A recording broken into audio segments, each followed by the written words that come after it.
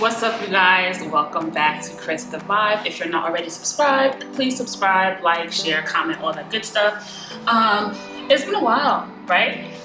So like I moved, I have a new space, new kitchen, and in this space today, I'm gonna be making for you a banana walnut bread. This is like our welcome back video to each other.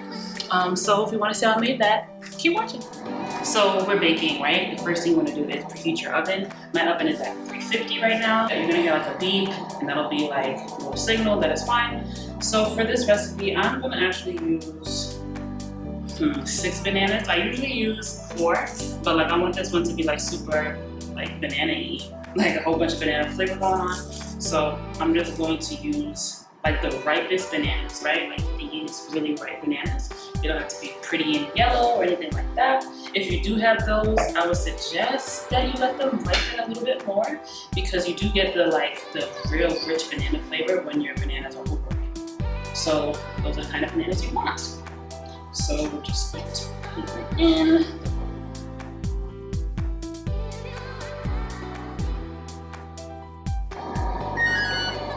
That's the signal.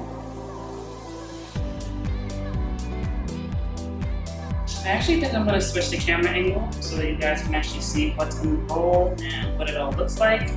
So like after I peel this last one, I'm going to switch the angle around so you can see what's inside. Okay, so basically these are the bananas, and what you want to do is you want to take a whisk, like a pretty heavy duty one like this, and you want to really just mash them like that, right? And because they're overripe bananas, they're going to really mash for you like easier than a just ripe banana would, right? So you want to get like the ripest bananas, or wait for them to ripe and then really go to town with these. Right, so you kind of want to have something like this.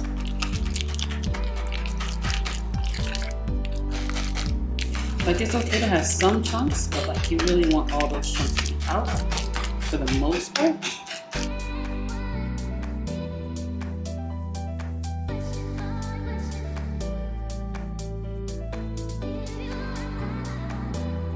Okay, so at the end, you're gonna have something that looks kind of like this. Right? Cute.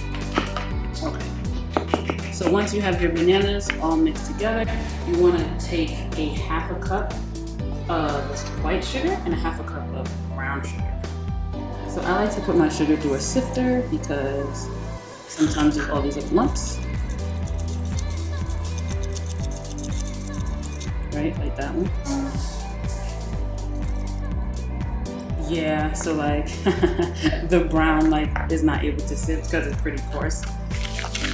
And then you're gonna just mix this all around. Like this sugar should become pretty liquidy after a while. So like the more you mix, the mixture of the bananas will get a little bit looser, because then the sugar will start to dissolve into the bananas and it should become a little bit more runny. And at that point you can see just how many chunks of banana you have. And then you can like whisk it out. But like I said, it's really okay if there's like chunks of banana. It's really okay. So I'm gonna just keep whisking this.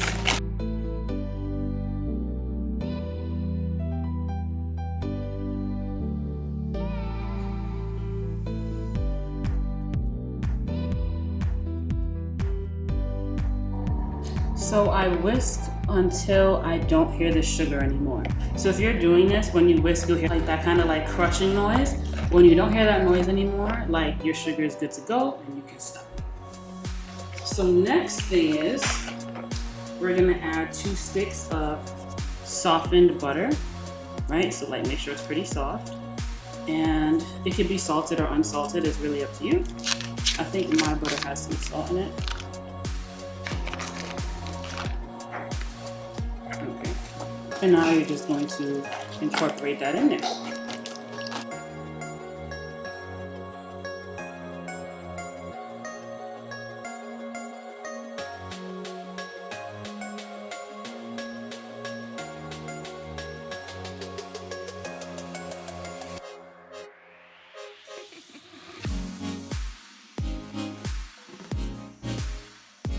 If it looks something like this, you are on the right track.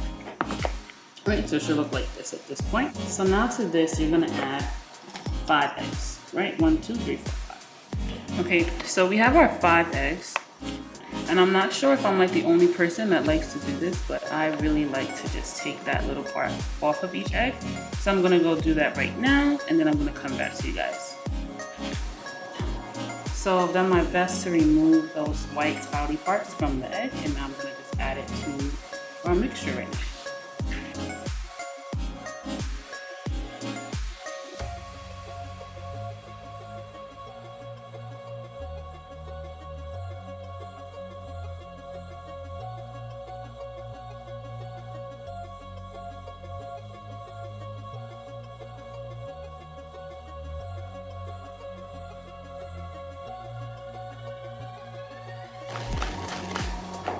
Awesome.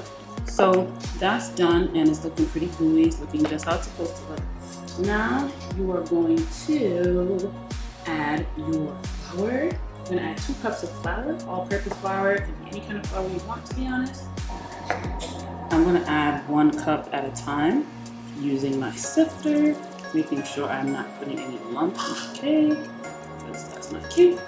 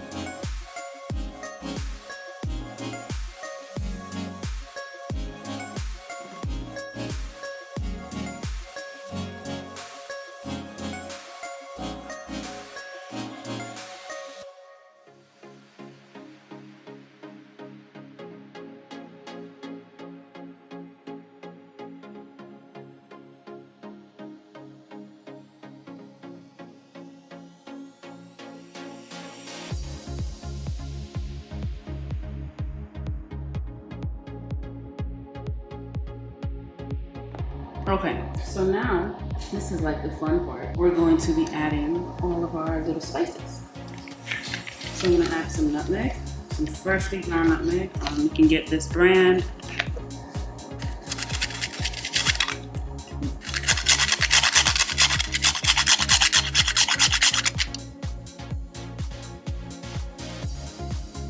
Then I'm gonna add some vanilla extract. Not really sure how much I use here. This is probably maybe 2 teaspoons. I'm gonna add a couple of dashes of cinnamon. And I'm also gonna add 2 teaspoons of baking soda.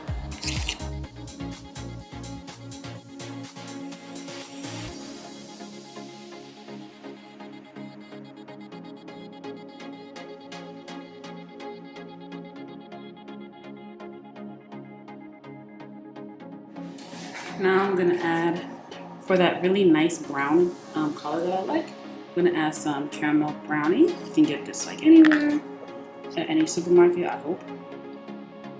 I mean, I could get it at any supermarket. So you're gonna add like a teaspoon of that. For some extra health benefits, I'm gonna add some flax seeds. I'm eyeballing in. I eyeball everything right here. Then I'm gonna add some chia seeds.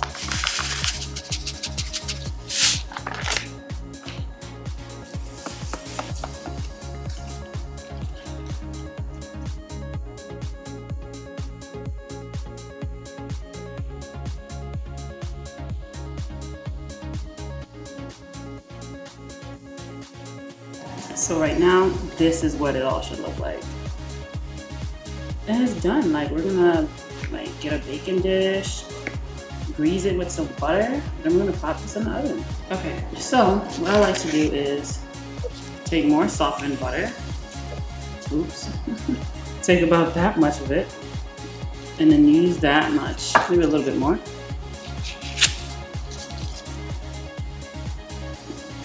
To grease my pan. I'm gonna get in there with my fingers and we're going to grease your pan.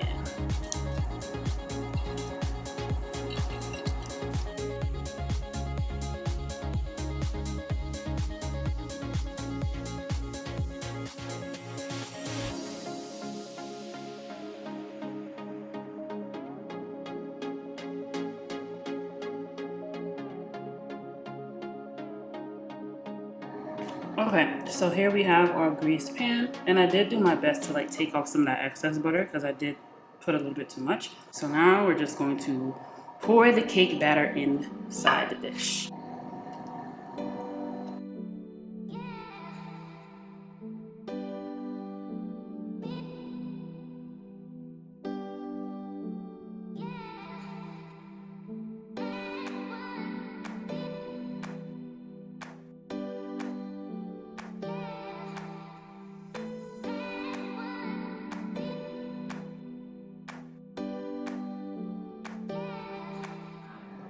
This is how it looks. This is how it should look before it goes into the oven.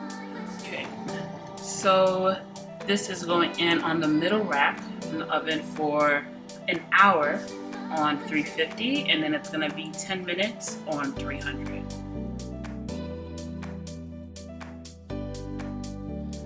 It has been an hour on 350, and as you can see, like the cake is pretty risen and like bubbling around the sides and stuff like that. But we want to make sure that it's cooked all the way through because who wants a raw cake? So we're gonna lower the oven to 300 and then leave it in for 10 minutes. Like you don't have to wait till the oven is exactly at 300, just lower it at 300. Even with the buffer time and all of that stuff, when it's 10 minutes, it's 10 minutes. Take it out. All right, it had 10 minutes at 300, and as you can see, like the cake has risen just a little bit more, and now we're gonna take it out. All right, so here's what we got. I am super proud of the way this banana bread came out. Like, I knew it was gonna come out like this, like I make this all the time. But here we are. Hopefully yours looks like this if you're making it with me. So like, I love that little crack at the top. Like it really looks like a loaf of bread. And then the corners are just like so crispy and sexy. I really like that. So like, as you can see, like your banana bread shouldn't be pale, right? So because we put that browning, it has this beautiful dark kind of color to it. And I really like that. So I'm just gonna let this cool for a second, and then I'm gonna cut it, and you know, that's it. We're back, and I'm just gonna cut this so you guys can see what it looks like inside.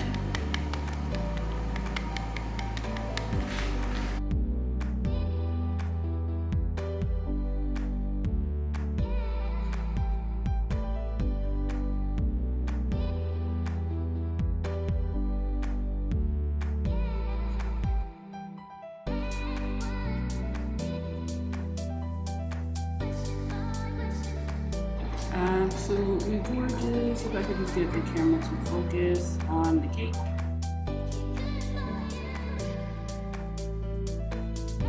Thank you. There we go. Okay, so there's the cake. Very cooked, very cute, very beautiful. And let's taste.